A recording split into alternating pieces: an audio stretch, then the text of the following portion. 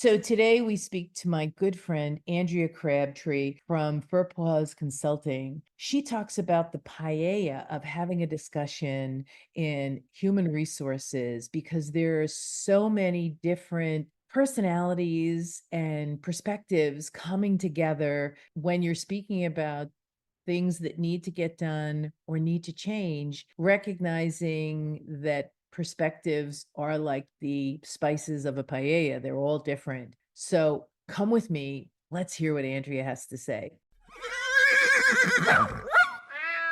Hi, I'm Deborah Hamilton. Welcome to my podcast, Why Do Pets Matter? 10 years ago, with my iPhone and a script, I recorded the first episode of the Ultimate Pet Resolution Summit, which chatted with experts about conflicts over animals. Our conversations were intimate, honest, and illustrated how disagreements over animals occur and how those disagreements can reshape people's lives and relationships.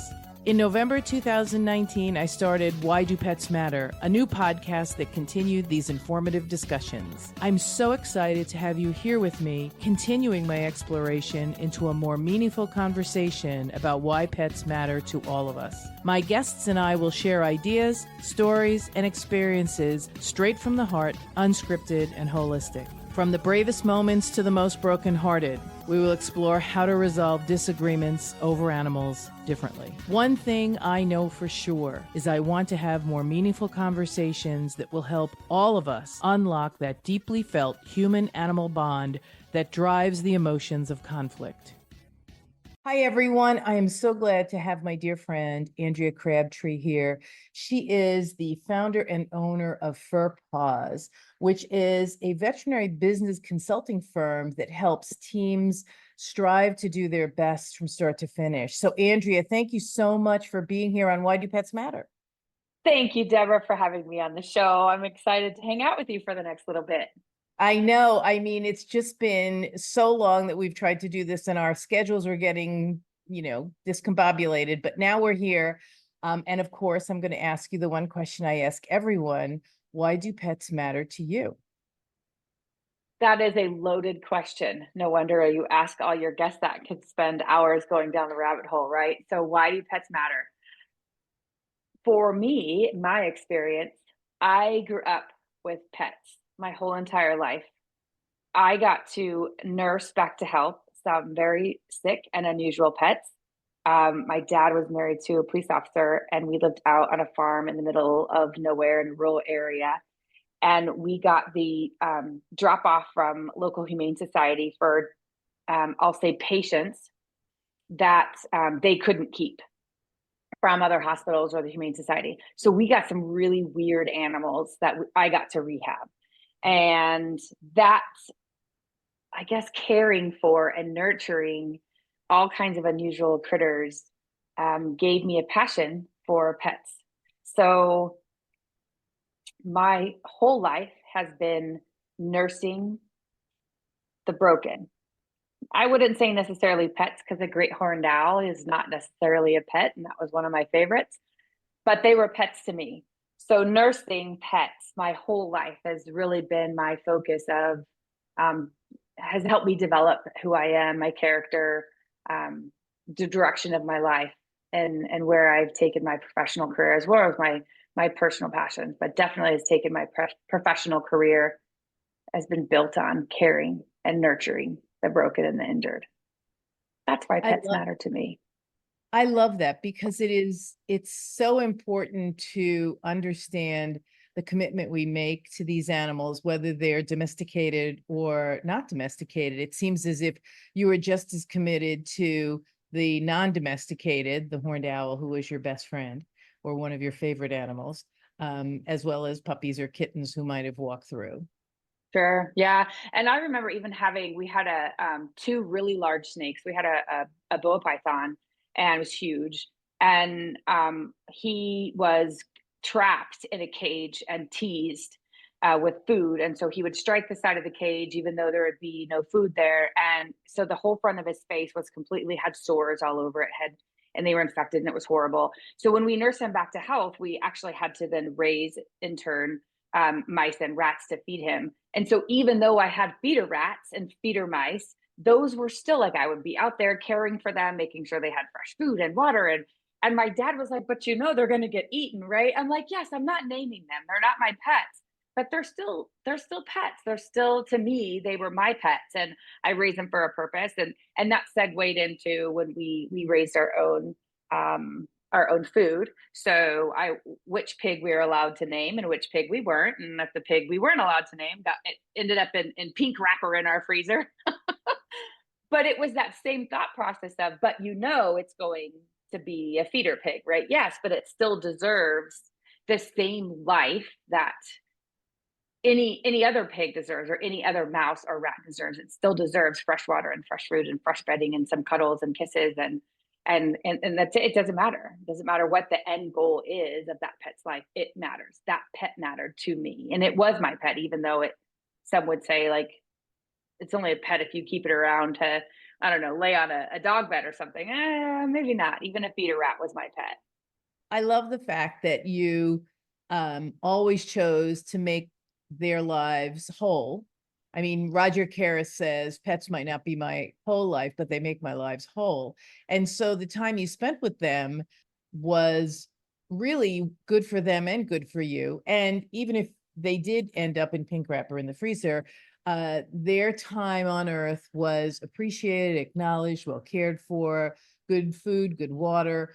And well, although there's a lot of rhetoric about whether or not we should eat animals or not, that's not this podcast. Sorry, guys. Being there to care for them and make them feel loved, respected, and understood while they were here. Animals, I wish humans would be a little more like animals. I mean, live in the moment. So they love Right. Yeah. that you were feeding them. They love that you Right. were caring for them, that you were talking to them, whether you were caring, calling them by name or just here, piggy. Uh, Yeah. you know, the fact that the cortisol in their body was really low. Yeah, and they didn't need to know what their end goal was, right? They lived in the moment. They were happy for the time that they were here, and they didn't know when it was going to end or why or anything else with it. So, And you yeah, appreciate that,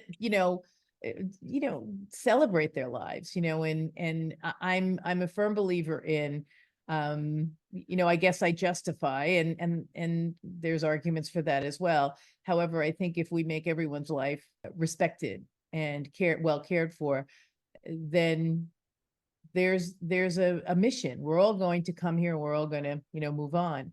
But you started with rehabilitating animals. I'd love to hear more about the snake's face. How did you ever put salve on a bull python's face? Don't pythons bite? very carefully. Not necessarily. Yeah, very carefully. They don't bite per se unless they're trying to strike food. So as long as you don't smell like a rat or food, then they don't necessarily bite. So Of course, holding them taking out. care of their mice and their things might make you smell like them. So you could And be very carefully, because I know at the time my dad, his ex-wife had done that. She was in messing with their food and then went in to change his where he was, his bedding, if you will, and he did bite her and wrap up her arm, and that's because, right, she smelled like food, she smelled like prey. So we learned to do it the other way, right? You care for the snake first and then go care for the food. So and you wash carefully and you can't smell like anything. So you learn that, but that's part of nurturing and caring for pets, right? Is making sure how to do it appropriately. So yeah, that salve is pretty easy. Rub it on there as long as you don't smell like mice, then they're not going to try to eat you. It's all and good. you're good. Then you're good. So this was a perfect setup for where you, I guess, navigated from animal care into the veterinary world. I know you did. And then navigated to helping and caring for veterinarians as a consultant in the business world. Yeah, definitely. I'm a people person. I'm an extrovert. Uh, so for me, getting into veterinary medicine was a no-brainer as far as the animal side of it. My undergrad's in animal health science from Cal Poly, and my family was 100% new from. I wasn't going to be a veterinarian. Like you'll hear a lot of veterinarians say, I want to be a veterinarian since birth. Like that was not my goal. It was to be in with animals. I didn't care what that looked like. So the more I got invested into the veterinary profession, and then being an extrovert and a people person, I started realizing that I love caring about people just as much as caring about pets. And the more I climbed up the leadership ladder, I learned that the people that were taking care of pets don't take care of themselves. And so the more I can help them and teach them how to better care for themselves, whether that's professional growth so that they're caring for their patients better, or personal growth, and they're taking mental health and physical health, taking care of themselves so that they can in turn get better care of their patients. My mantra is 100% of my job is to make you better at yours. So whatever that looks like, right? If you need professional development to care for your patients better, or you need to learn how to care for yourself better, so that in turn you can care for your patients better. So that was a big transition for me when I moved away from hands-on, being an animal caretaker, into the space of management and managing people. It was a big shift for me to say, like, oh, now I have to deal with people and they're icky, sticky, smell like parvo. Like, oh, thanks, right? But I do enjoy it. I enjoy caring for people. I enjoy caring for pets. Pets will always be my passion. I spend more time scooping poop and smelling poop, outside with my horse, or scooping poop in the backyard from the dogs. Like, I get more joy from just poop, right? You and Than I both. right, than I get from sometimes spending with people. But that's, it brings me joy, and I think knowing that I'm leaving my profession better than I found it is fulfilling for me. It's so interesting because not a lot of people choose to spend a lot of time helping other people find their best path forward, both as professionals and personally, because, that takes a lot of energy and commitment. How did you navigate this and start FurPaws, so that you could then gently, but competently help people be their best selves? When I became a CVP, I'm a certified veterinary practice manager. I had a lot of friends and colleagues in the profession that were reaching out to me asking for help. You're a practice manager, like, you're certified, you know what you're doing. Can you help me with my practice? And they were practice owners, they were potential managers, supervisors, all kinds of associates, all kinds of different people asking for help with their practices. And so I was doing that kind of on the side for free, if you will, like helping friends out. And then it got to be more and more and more where I figured out, oh, I could actually do this as a business. So I transitioned away from being a practice manager and into consulting. And it was still helping practices have better patient care, right? Whatever it looked like to provide better patient care. And then it turned into managing people a little bit better. And from managing people, that's when I learned I didn't know jack shit about people. So I had to do a bunch of HR training and figure out, like, oh, people Yeah, you again, can't icky, say sticky, that. smelly Sorry. parvo. Right. Yeah. Yeah. Oh. So then learning how to help practices manage people better, right? And I learned that for myself, I had this intrinsic reward and joy and happiness from seeing someone that I have mentored blossom into this whatever, right? This veterinary professional. And typically it's women, we're a profession of 80% women. So I see this woman turn into a Wonder Woman, right? That she's a great mom, she's a great wife, she's a great manager, she's a great coworker, she's whatever it may be. And I helped her, held her hand, gave her resources, coached her, along the way. And in turn, she was then, managing a team of 5 or 10 or 50 at her practice doing the same thing, right? So I see, like, wow, look at the reach I have from having a team of being a practice manager, I have a team of, 25 to 50 myself. And now I have a team of 50 different practices across the country. And each of those practice owners or managers now have a team of 5 or 50 themselves. And so I see a reach that's significantly more broad than it was as me being a single practice manager and mentoring people along the way. And I love that because I'm a maven. So I want to share my knowledge. I want to share my experience.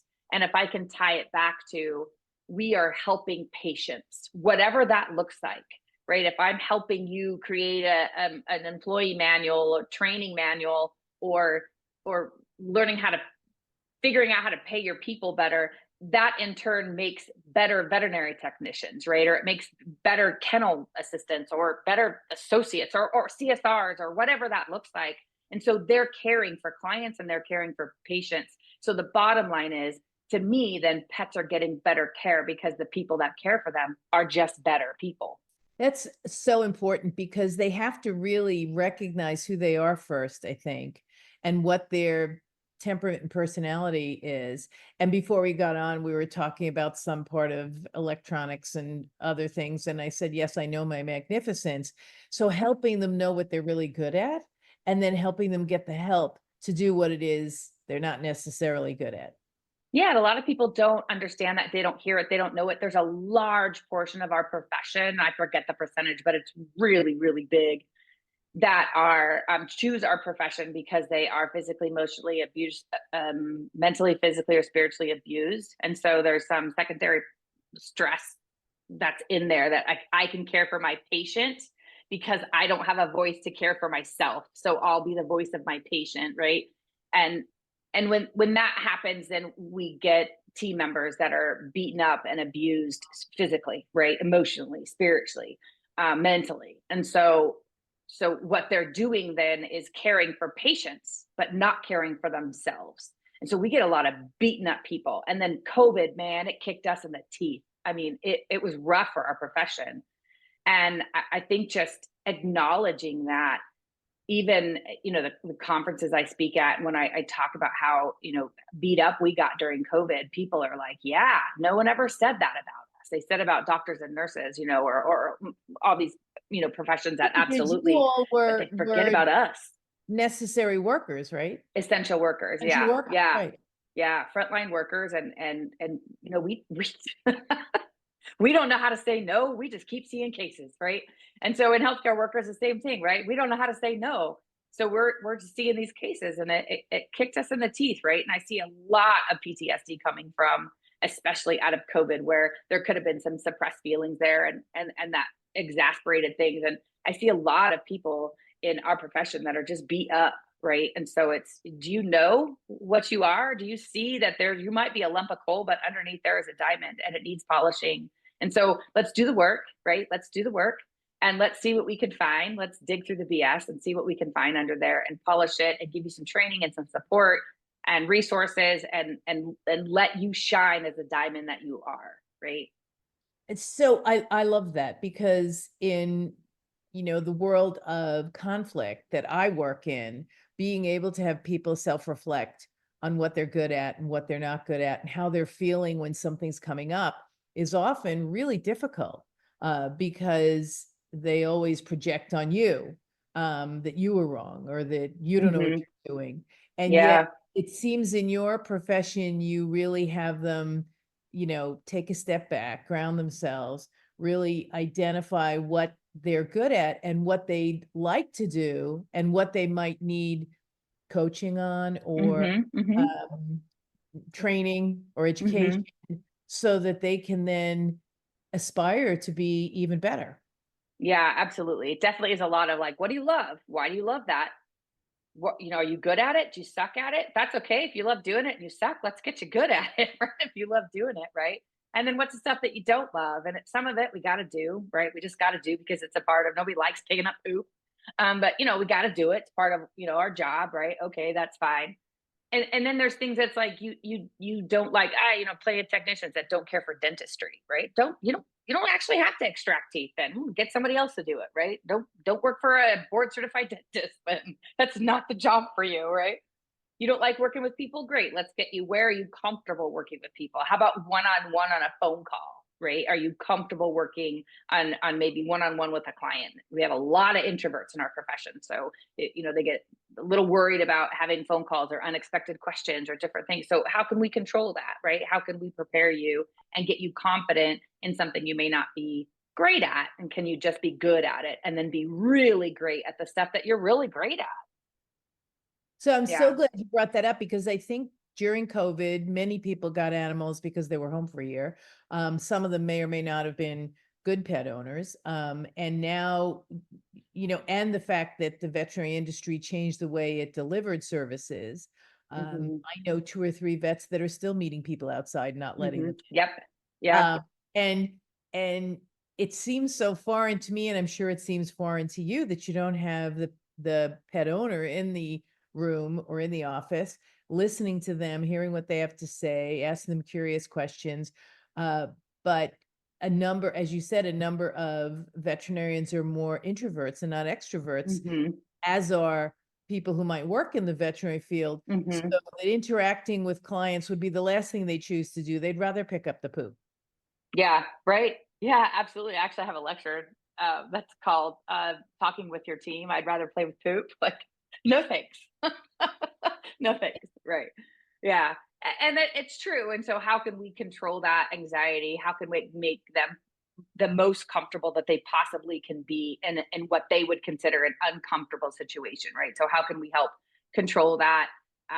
There's some coaching techniques that we can do to help people feel comfortable. This is our chosen profession, and we can't lose them because we're losing people left and right in our profession.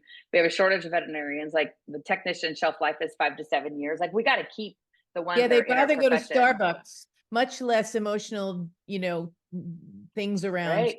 Starbucks than Yeah. you get paid the same. Right. Yeah, if not more. Right. So we're not known for paying a lot of money in our profession. So how No, can not we keep them? And yeah, as much as possible, right? Retention is key. How do we keep them? well, because people with experience, I often give a talk about, retention over, because I know that a number of my wonderful colleagues in the veterinary field say, well, if you have a toxic person in the practice, just get rid of them, either an owner, a pet owner, or a member of the staff. And I go, yes. And how much is that going to cost you to replace? Right. Yeah. And can we coach it out of them? A lot of times employees want to be heard. A client wants to be heard. So can we set some parameters around how that conversation sounds, right? There's no yelling, there's no cussing, there's no pointing fingers, there's, that kind of thing. Can we put some parameters around that? And then can we go ahead and have a conversation and let your voice be heard, and then move with some action out of that conversation, right? So although they may be toxic, I would challenge you to say, why are they toxic? Right? Is There's there a lack of something going on. accountability? Yeah, And right. You're 100% right. There's there's something something there. going So on. And I often say, when a few of my wonderful colleagues go, just fire them. And I go, well, you're taking the culture with you. So whatever fed that, personality within your culture is still there. And unless yeah, you take a deep dive, like you said, and yeah, ask the client, what went wrong, and actually just listen and don't defend. I know you probably speak about this, listen yeah, and don't defend, and appreciate that they gave you their honest observation. yeah, You might not agree with anything they say. However, right. if you listen to them and appreciate and acknowledge, I think you probably find this within the practice. And of course, I give a course where, team has to include the client, because without bringing them in, the cost of veterinary care, the time you wait for veterinary care, the kind of veterinary care you're giving is lost because of the lack of transparency. Yeah, yeah. I always say listen with intent to understand, not with intent to respond. Yeah. So, shut your trap. God gave me two ears and one mouth, and I'm constantly arguing about that. Like, what are you thinking, God? Yeah. What do you think? I But should there's have a two mouths. reason. Yeah. Well, I use duct tape. So I always, when I'm doing a mediation or I'm having a conversation with some people, I always use duct tape, and they have really cute duct tape now with, seals and fish and Yes. pigs and things. And I go, it's really cute, but let somebody finish. And I'm sure you work on that as Yeah. well, giving Yeah. your clients that you're consulting with, first of all, you give them time to tell their story, and you Yeah. don't, comment And on that's it. important. They need to be heard. Yeah. Yeah. And something you said before that really was impactful to me, because I do mentorship as well. And I love to ask you how much it helps you grow to be a mentor. Yeah. One thing I find hard is, as a consultant, nobody is doing a performance review on me. Right. And so I tend to struggle with, I can meet expectations. I can outline, I can meet, I can measure, I can say, look at all these KPIs, we're doing fantastic. Yes, I can do that, but that doesn't necessarily give a review, a performance review, if you will, on me. So even though we can meet metrics, that's fine. Like, absolutely. I'm yes, that's part of it. But how am I performing as a consultant?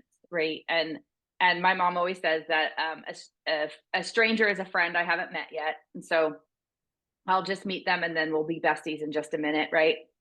Or no, I guess that goes. My mom always says a friend is a stranger I haven't met yet. I don't know, however that saying goes.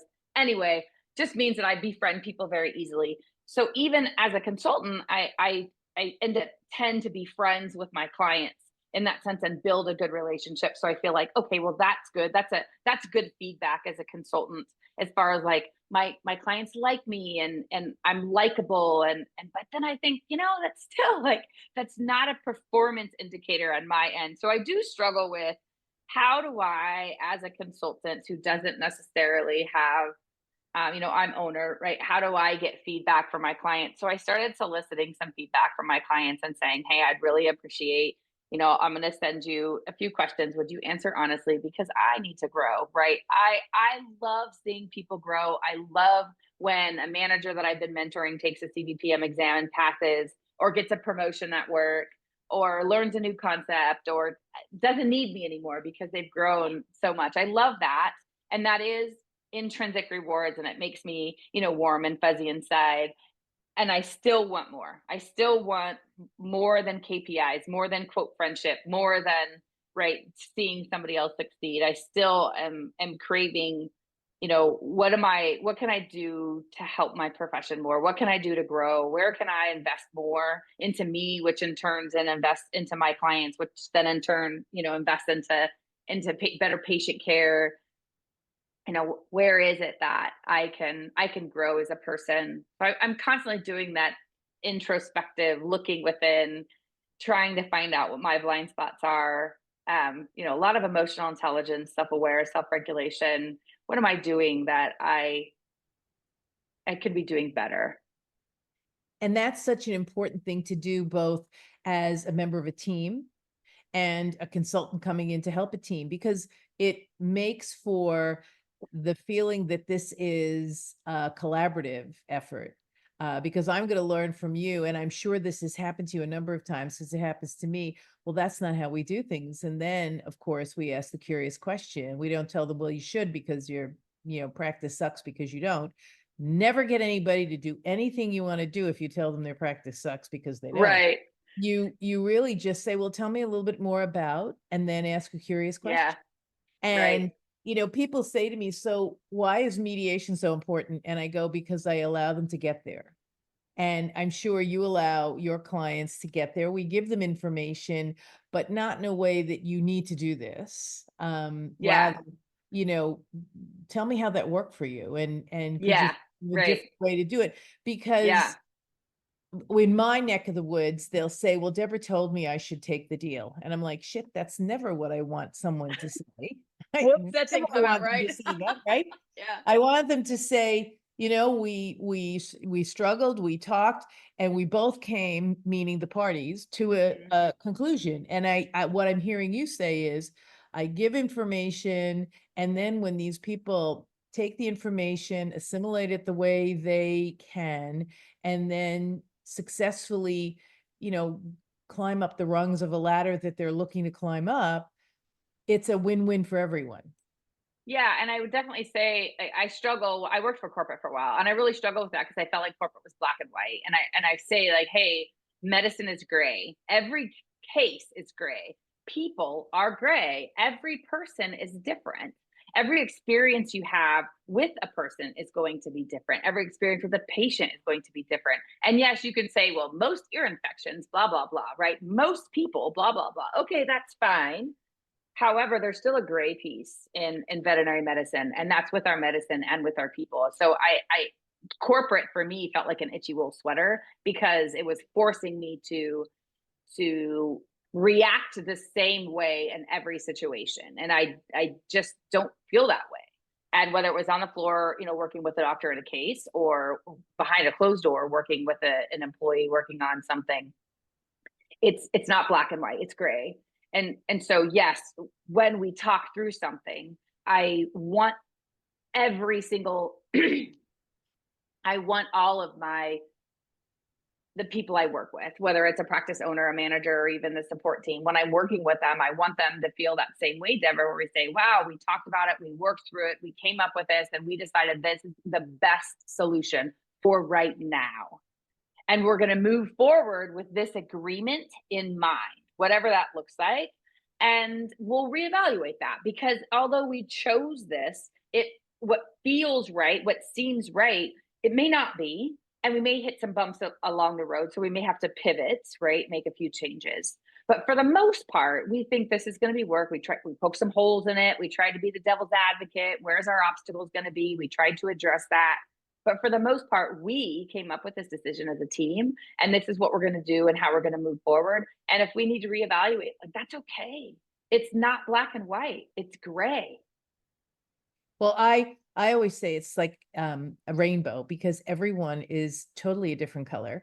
Maybe shades of gray on the spectrum. There are 455 shades of gray. I of course am very colorful, although not today. In that I think everybody brings their own spice to the soup. Absolutely. And just because your spice is different than mine doesn't mean that it's not going to work as well. And giving people the ability to feel agency in a practice, which is what you're doing, so that they can stand up and say, listen, I'm watching this happen, and I think if we did it this way, it might work better. Not feeling threatened if, say, you're the manager, but rather fostering that input. Because if we include the team as a team and give everybody the agency and security and trust that they can speak up and say, hey, I see us doing this way. And I think maybe if we do it the other way, even if you answer them, well, let me think about it.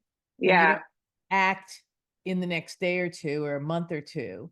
Don't forget it.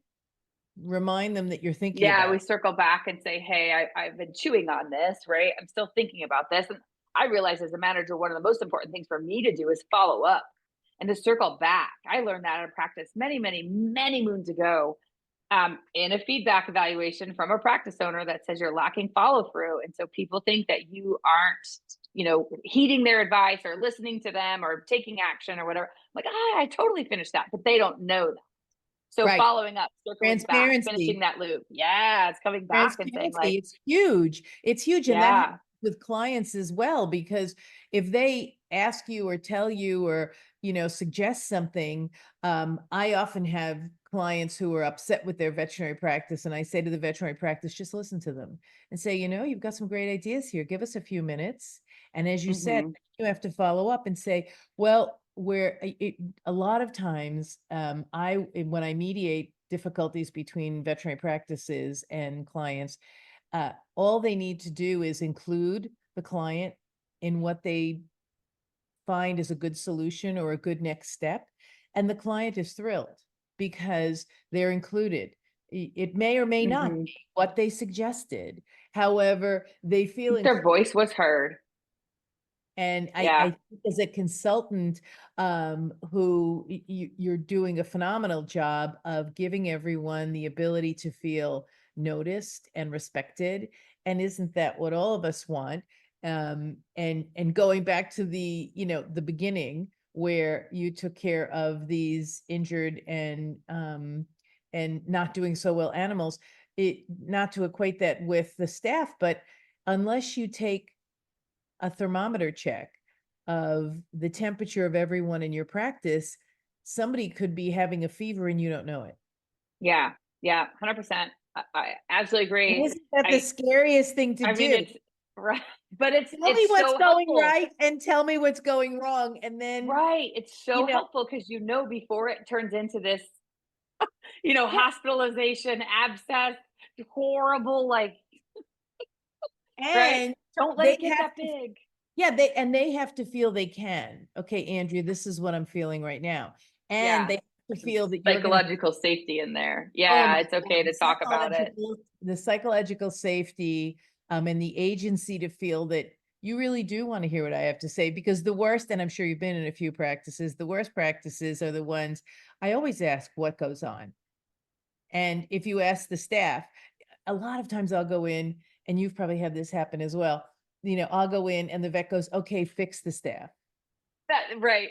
I hear it all the time. It just cracks me up, right? Yeah. There's And I'm nothing like, wrong with them, actually. They're not and broken. I can sit, and I usually say to the staff when I'm there, I said, okay, so tell me what you're thinking, what you're feeling, and tell me what needs to be fixed. And everybody raises their hand and says, we need the vet to listen to us. We need Yeah, the vet right. to Can you listen fix to him? us. Yeah, fix him, fix her, right? And I sit there and as you said, and I agree, the IQs of veterinarians are off the charts. The EQs aren't necessarily their magnificence because Yes, they're right. introverts and they don't necessarily want to do much more than navigate. And yet, if someone like you can help give them the courage to have a question and have you help them answer those questions and really be a mentor. And then, as you and I both commented before we got on, we learn so much from every experience we go through Yeah, because, for sure. what we're doing for practice A didn't work for practice B. Why not? And what can I do better? Yeah, and they're not cookie cutters. What I've realized is every single practice is a unicorn practice. Every single practice is different because they have different people, and that's the spice. That's the flavor of the practice. So every culture is different. Everything is different. I can give you a solution. We can implement that solution, but it's not going to be the same as the last 5 practices I implemented in, even though the base of it is going to be the same. We're going to add different spice and flavor to it, and it's going to taste different because it's just different. It's a different practice. It rolls out different, looks different, feels, touch, taste, sounds, all the things. And that's what I love, right? Going into 50 different practices, and seeing it done 50 different ways and it's successful, it's fine. Yep. It's great. It's perfect. It's fantastic because that And you practice rolled it wouldn't. out their own way. Yeah, Yeah. the paella of practice, right? Everybody makes a different kind of paella. It's very Hmm. spicy, it's not so spicy, or a Hmm. jambalaya, right? It has sausage, Andalouis sausage, it doesn't have Andalouis sausage. Right. Right. When you're putting these things together, both as a veterinarian in a practice that may not be functioning as well as they'd like, don't be afraid to call somebody in to take, the 360-degree look. And and I know this, if you don't feel it in your gut that what someone's telling you to do is what you want to do, then find somebody else who speaks your language, It's got to be or the right fit. Yeah. gotta be the right fit, or be curious and say, I wonder why you're suggesting this, tell me more. Because Hmm. sometimes the way a consultant might speak to someone might be in a way that isn't conducive to understanding. And so if you don't like what you're hearing, don't walk away. Be a little more curious. Be that Yeah. rainbow. Yeah. Be that Yeah. And spicy. I tell my clients when I'm first doing my, first initial call with them, I tell them I'm a lot, I'm loud, I'm intense, I'm strong-willed, I'm stubborn, I've got a loud voice, I'm a big girl, big arms, big voice, I'm a lot, and I'm intense, and people tell me that, and it's because I'm so passionate, I can't help myself. But if that is too much for you, that's fine. I totally get it. You got to say, and I'll turn it down if I can. And I remember right after COVID, I was staying with my father in Texas at the time for about 3 or 4 months when my stepmom got really sick and had died of COVID. And I was staying with them and helping them. And my dad was listening to quite a few of my calls that I had when I was working from his house remotely. And he says, I really like the fact that you would explain something once and then you would ask for them to give it back to you. And then if they didn't get it, you explained it a different way and a different way and a different way until there was an aha moment and a light bulb went off. And he said, and sometimes you would get more intense and sometimes less intense. And sometimes you would, do it this way and do it that way. And he says, I appreciated that about you, that you've learned how to figure out if your clients are receiving what you're trying to tell them. And if not, that I could change my delivery. So, and to put it in a different term to say, let's try it this way. How about this way? What about this way? So that we could almost manipulate it as it would go, or whatever it was, a topic was like we needed to change it or add this or do that. But also my delivery style was like, all right, that didn't go over well. So let's fix it and try it a different way. And then we're also going to, add a few spices in here and try this and see if it was more palatable, this way. And I was like, oh, Dad, that's kind of cool that he got to experience me at work. Our parents don't always get to experience us at work. And that was kind of cool. And of course, the father-daughter talk, I'm so proud of you, that kind of thing. But I didn't realize I was doing that until he had pointed that out to me. Kind of goes back to like wanting a performance review, right? Of like, how am I doing? And I thought, oh, that's cool that I realized that about myself, that I am not always everybody's cup of tea, and that's okay. And I don't need to be. I'm not going to change who I am per se, but sometimes I do need to tone it down, or sometimes I need to turn it up, or sometimes I need to be more firm or less firm, depending on the person on the receiving end. And I think that's a lot to do with self-awareness. I know I can be intense when I go into an exam room to talk to somebody who's quiet and meek and doesn't like confrontation, or to be in sticky situations or one-on-ones, or can feel intimidated. I know I have to turn myself down. I have to bring myself in. I have to quiet my voice. I have to give open body posture. So there's some things that I know I have to do in order to be well received by the person on the other end. And I think we miss that often in veterinary medicine. We are a bull in a china shop, and we want to get our point across. And oftentimes I think it's because we're so busy. There's always another patient. Always. It never stops. There's always another patient coming in the door. Yeah. And so we don't stop to realize, are we communicating the right way to the other person, whether it's a client, whether it's a coworker, whoever it may be, are we communicating the way that they need to be heard, that they need to be listened to, the way that works for them? And it hurts us a lot. We upset clients and team members more than we should, because we don't have enough self-awareness of that. And self-awareness is probably the greatest thing to bring to the table. And it has to start with you. I mean, it has to start with me too. I have to be aware of what I'm bringing to the table. You're aware of what you're bringing to the table. Sure. And by showing self-awareness, you help others become aware of themselves, because that really is the way in which to diffuse any difficult situation, is to know what triggers you, and to be able to recognize that and either take a step back, or right, take a break, or take a beat. Right. yeah, or ask a curious question. So my curious question is, Andrea, how can people find you? Because I know that after this podcast, people are going to want to find you to help them locate someone who's going to help them bring their practice up to its full potential. Well, I would say the normal regular ways that I would reach out to people would be on LinkedIn, on their website, or email. So those would be Andrea Crabtree at LinkedIn. FurPawsConsulting.com is my website. Email is Andrea@furpaws.us. Perfect. And I would love to connect with anybody that has more questions or wants to follow up or have a conversation about why pets matter to them. Love that. Yeah, absolutely. Well, I'm so glad you were here. I can't wait to post this wonderful discussion, because I think people really don't understand the benefits of having someone come in and help them look at what's going right. And then Well, what nobody likes to like peel back the rug and show the dirt. I Like, know. come into my house and look at all the dirty the dirty Right. spots. I'm like, Come in. trust me, I've seen worse. It's fine. Like, let's get it cleaned up. Yeah, let's get it cleaned up. And it is cleanable. It isn't, this stain that's going to stay there forever. No, some No. peroxide, you're good to go. Yeah. Think of me as the housekeeper, I guess, right? Your housekeeper doesn't care how dirty your house is. Like, let me just clean it up for you. It's fine. Fine. Absolutely. Well, everyone, I hope you will reach out to Andrea. She is such a delight, and she is such a help to your practice. And until next time, this is Deborah Hamilton, and kiss your pets for me, because they certainly matter. Take care.